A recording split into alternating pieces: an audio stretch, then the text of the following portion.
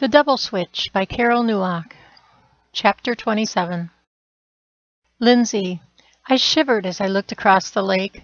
Fog hovered over the water under a cloudy gray sky.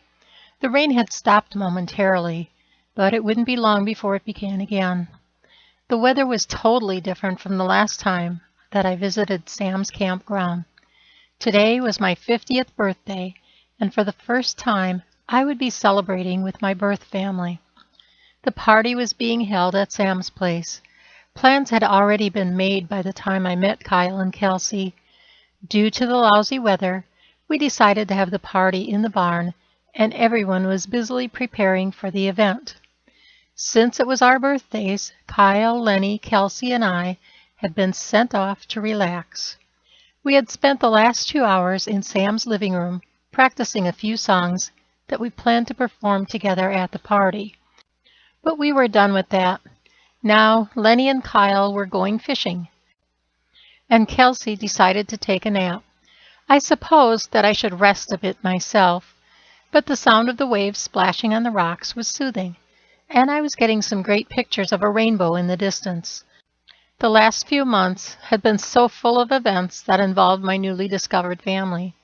In a few days, school would start, and my schedule wouldn't allow for the frequent trips to Milwaukee. Not that I had been invited to any more events. Once again, I found myself wondering where I belonged, who I belonged with, and who I really was. For the first time, I wasn't looking forward to the new school year. I would miss the Hendersons, especially Kyle, Robbie, and Casey. Now that I realized what he meant to me, he didn't seem to feel the same way anymore, and I didn't know what to do about it. I knew that Grace's birthday bash was coming up in a few weeks, and I was still waiting for my invitation. I wasn't even sure that I would be invited. Perhaps Kyle would be bringing a date, and they had decided it would be too awkward to invite me too. They all seemed to have us paired up in their minds, and no matter what I had said or done to convince them that we were not a match, they had been rather persistent about it. Now that I realized they may be right, he didn't seem to feel the same. Lauren had shown more than a passive interest in him, and Kyle had shown an interest in her at Life Fest. He would probably take her. She was a beautiful-looking lady, much classier than this farm girl from Eagle River. I figured that it was all too late for us. He would be leaving tomorrow afternoon, and I may never see him again.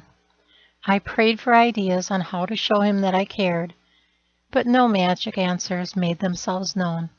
Kyle. A gentle wave splashed on the side of the boat. The cool, misty air chilled us to the bone. On the lake, Lenny and I weren't having any luck at all with the fish. I thought they would be biting in the rain, Lenny said. They always do on the lake by the farm. Me too, I said. So what's up with you and my sister? Lenny asked as he cast his line out again. I asked her out, and she doesn't want to go out with me. She feels like I'm her brother. I think she likes you and doesn't know it, Lenny said. She knows she doesn't want to go on a date with me. I heard you and Sam talking about the ranch that you want to start for kids with special needs. Did you know that is something Lindsay has wanted to do for years? Lenny said. You two are meant to be together. You even share the same dream. That's what I heard, I said. How long has she been planning to do that? She asked my dad to give her the land right after she graduated from college so that she could start it then. She used to volunteer at a camp for kids from the city. So she's been thinking about it for a really long time. She's been thinking about it much longer than me. Do you have any idea where you want to start your ranch? I've been looking at land in the area. Melanie and I wanted to have it up and running by now, but then she got sick. I want to start next summer. It would be great for Robbie. He had so much fun on your farm. Until the brats pushed him in the muck. That is one reason that I want to just have kids with special needs at the ranch. They don't have to deal with being different. My dad gave my brothers each 20 acres when they got married, Lenny said. He says that Lindsay and I will get ours when we settle down. You could build it there if you marry my sister.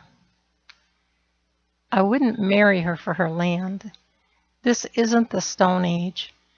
Besides, I can't even get her to go on a date with me. I doubt if she has any plans to marry me.